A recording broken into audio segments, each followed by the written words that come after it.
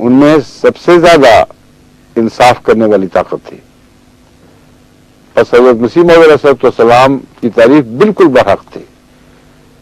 غلط ڈاکے دیکھو فرانسیسی کالونیز میں کتنے بھاری مظالم ہوئے ہیں. ایک الجیریا کی تاریخ کو دیکھ لو, سارے تمام ہندوستان پر تمام انگریزی حکومت میں اجتماعی طور پر وہ مظالم نہیں ہوئے جو فرانس کی طرف سے الجیریا کی جدوجہد آزادی کو کچلنے کے لیے چند سالوں میں ہو گئے. چند سالوں میں کیا, ایک سال میں جتنے کر دیتے تھے ظلم, اس سے بہت زیادہ نہ اس سے بہت کم تمام ہندوستان پر انگریز کی راج دہانی کے دوران ظلم ہوئے ہیں. اور یہ تاریخی حقیقت کا مقابلہ کر کے دیکھ لو. بس حضرت مسیح موعود علیہ السلام نے تعریف وہ فرمائی جو سچی تھی, برحق تھی, قرآن تعلیم کے مطابق تھی. ایک جگہ بھی ذاتی منفعت اس میں درپیش نہیں تھی. یہ سمجھتے کیوں نہیں؟ کھلی کھلی صاف حقیقت ہے, وہ پڑھ کے دیکھ لو. سب کا تعلق مذہبی رواداری سے اور انگریز کے انصاف سے ہے, اور یہ کرنے کے بعد پھر جہاد کیا ہے. اگر کوئی اس کو ایجنٹی کہتا ہے تو بہت بڑا پاگل ہے. پاگل کے سوا کوئی لفظ دماغ میں آ ہی نہیں سکتا ایسے شخص کے لیے. یہ سارے حقائق کھلے کھلے اپنی تصویر خود پیش کر رہے ہیں. لیکن وہ لوگ جنہوں نے جہاد کے دعوے کیے اور تلوار نہیں اٹھائی, وہ لوگ جنہوں نے جہاد کے دعوے کیے اور مذہبی روحانی جہاد بھی کچھ نہیں کیا, نہ ان کو کبھی ساری عمر توفیق ملی, انہوں نے کس پرتے پہ تعریف کی تھی؟ وہ جو مسیح علیہ السلام ہنستے تھے کہ غلام نبی نہیں ہمیں چاہیے, اور وہ جو بادشاہ وقت کو ذل خدا کہتا ہے وہ ہمیں نہیں چاہیے, انہوں نے آپ کیا کہا؟ اب میں یہ کچھ باتیں بیان کرنا چاہتا ہوں. اور مسیح علیہ السلام نے بعض جگہ یہ بھی موازنہ فرمایا ہے کہ عجیب بات ہے کہ انگریز کی ولایت میں, اس کی راج دہانی میں, بعض مسلمان حکومتوں سے بھی زیادہ امن ہے, کیونکہ وہاں تنگ نظری ہے اور مذہبی آزادی اس حد تک نہیں پائی جاتی, بلکہ بہت ہی کم پائی جاتی ہے. جتنی انگریز کی حکومت پائی جاتی ہے اس کے مقابل پر مذہبی آزادی کے نقطۂ نگاہ سے بہت سی مسلمان حکومتوں میں کم امن ہے اور انگریز کی حکومت میں زیادہ امن ہے. اس کانٹیکسٹ میں لوگ سمجھتے تھے, جانتے تھے. آج کے دور میں جب اٹھا کر پیش کرتے ہیں تو عامہ تو نہ سمجھتے ہیں کہ دیکھ لو جی ثابت ہو گیا کہ مسلمان حکومتوں سے بھی بڑھ کر امن تھا. اب بھی وہی سلسلہ چل رہا ہے. وہ مذہبی حقوق جو بہت سی مسلمان حکومتوں میں نہیں دیے جا رہے, آج بھی انگلستان میں تم سب کو دیے جاتے ہیں, اور تم جب پناہ کے لیے دوڑتے ہو تو یہیں دوڑ کے آتے ہو. اپنی تاریخ تو دیکھ لو, کتنے تم میں سے میں نام نہیں لینا چاہتا, جب ضرورت پڑی دوڑ کے نہیں آئے. اور جب کوئی تمہاری مذہبی دشمنیوں کی بنا پر تمہارے ملک میں آزادی ضمیر کا حق کھو کر یہاں پہنچتا ہے تو اس کو تانے دینے لگ جاتے ہو. کون سا تقویٰ, کون سا انصاف, کون سی شرافت ہے ان باتوں میں؟ غور ہی نہیں کرتے. الطاف حسین سب بٹھیاں کیا کر رہے ہیں؟ جائز بھاگے یا ناجائز بھاگے, یہ فیصلے تم کرتے پھرو. بے نظیر نے کتنے دن یہاں گزارے تھے؟ مصطفیٰ خلق میں تشریف لائے تھے. اور تو اور مینگل صاحب, عطا اللہ مینگل صاحب, جو اشتراکیت کے بڑے کھڑے علمبردار تھے, صاف گو انسان, جھوٹ نہیں بولتے تھے, بے دھڑک کھل کر بات کرنے والے تھے, اور استعماری نظام کے اول دشمن سارے پاکستان میں. ان کے اندر کوئی دوگلا پن میں نے نہیں دیکھا.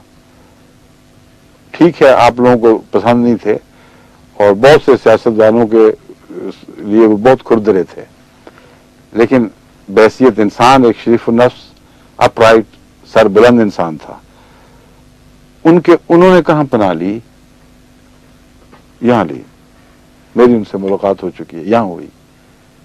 اور اگرچہ وہ مذہبی تعصب تو نہیں مگر لسانی تعصب بہت رکھتے تھے, یہ ایک نقص تھا. اور اس پر میرے پنجابی ہونے کی وجہ سے ان کے اندر ایک شروع میں ہی اجنبیت ہی نہیں بلکہ ایک قسم کی مخاصمت کا رجحان تھا کہ تم پنجاب کے ہو، اچھا گئے. ان کی نظر سے ہر غیر بلوچی اس لیے گرتا تھا کہ وہ سمجھتے تھے کہ بلوچی کے خلاف سازش ہے، اور چونکہ یہ سمجھتے تھے کہ پنجابی اس سازش میں سب سے زیادہ حصے دار ہے، اس لیے پنجابی تو برداشت نہیں ہوتا تھا. مگر ان سے بھی میری باتیں ہوئیں. جب میری باتیں آگے چلیں تو اللہ کے فضل کے ساتھ ان کے، چونکہ شریف النفس سچے آدمی تھے، ان کے تعصب کے پردے اترنے شروع ہوئے، اور پھر یہ تسلیم کیا انہوں نے کہ میں باقی رہا تو بدلوں نہ بدلوں، مگر مجھے یہ پتہ لگ گیا کہ جماعت احمدیہ کے سربراہ تعصبات سے پاک ہے. اور اس پہلو سے پھر انہوں نے ہمیشہ مجھ سے شریفانہ تعلق رکھا، مسائل میں گفتگو کی، اختلاف کیا، لیکن تعلق قائم رہا. میں یہ بتانا چاہتا ہوں کہ ایسا سربلند انسان بغیرت جو انگریزی استعمار کے خلاف زندگی بھر ایک ننگی تلوار بنا رہا ہے، پناہ کہاں لیتا ہے؟ انگلستان میں ہر قسم کی سہولتیں میسر، ہر قسم کے علاج میسر. تو شرافت کی آنکھ سے دیکھو، دشمنی جتنی چاہے کرو، جو شرافت ہے کسی قوم کی اس کو تو تسلیم کر لو، لیکن کرو تو اصولوں پر کرو، حرص کا ہاتھ بڑھا کر نہیں، لقب مانگنے کے لیے نہیں، بلکہ قرآن تعلیم کے مطابق احسان کا بدلہ احسان سے دو.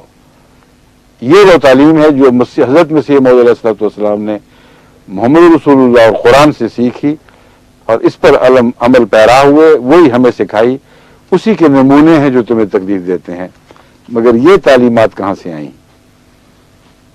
اگر یہ لوگ مسیح اسلام پر ہنستے تھے، انگریز کا پودا کہتے تھے، تو پھر اپنے متعلق کیا حکم رکھتے ہیں؟ مولوی محمد حسین صاحب بٹالوی سے شروع کرتے ہیں.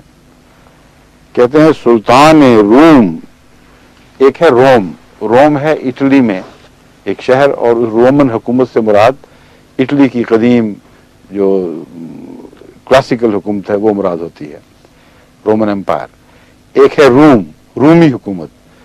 اس سے مسلمانوں کی جو ترکی کی حکومت جسے عثمانیہ حکومت بھی کہا جاتا ہے، یہ وہ مراد ہے. یہ میں وضاحت کر دوں، آج کی نسلوں کو یہ بھی ان باتوں کا پتہ نہیں ہوتا. اور یہاں بچے وغیرہ مجھ سے شکوہ کرتے ہیں کہ جب میں اردو بولتا ہوں تو ہم سنتے تو شوق سے ہیں، لیکن کئی باتوں کی سمجھ نہیں آتی. اس لیے میں اہل پاکستان سے معذرت کے ساتھ یہ وضاحت کر رہا ہوں. سلطان روم ایک اسلامی بادشاہ ہے، لیکن امن عامہ اور حسن انتظام کے لحاظ سے بریکٹ میں مذہب سے قطع نظر. برٹش گورنمنٹ بھی ہم مسلمانوں کے لیے کچھ کم فخر کا موجب نہیں. اور خاص گروہ اہل حدیث کے لیے تو یہ سلطنت بلحاظ امن و آزادی اس وقت کی تمام اسلامی سلطنتوں، روم، ایران، خراسان سے بڑھ کر فخر کا محل ہے. ایک طرف یہ زبانیں چل رہی تھیں، یہ اعلان کر رہے تھے، اور دوسری طرف جو مسیح موعود علیہ الصلوۃ والسلام احمدیوں کے لیے نہیں، تمام مسلمانوں کے لیے حسن سلوک کا شکریہ ادا کرتے تھے. یہ بات کو نہیں دیکھ رہے، یہ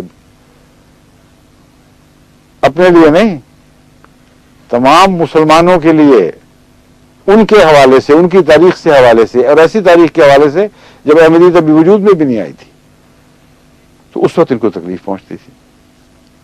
پھر فرماتے ہیں اس امن و آزادی عام و حسن انتظام برٹش گورنمنٹ کی نظر سے اہل حدیث ہند اس سلطنت کو از بس غنیمت سمجھتے ہیں، اور اس سلطنت کی رعایا ہونے کو اسلامی سلطنتوں کی رعایا ہونے سے بہتر جانتے ہیں. اور لفظ بہتر کا کیا مطلب؟ یہ تو سب کو آتا ہوگا میرے خیال میں. بیٹر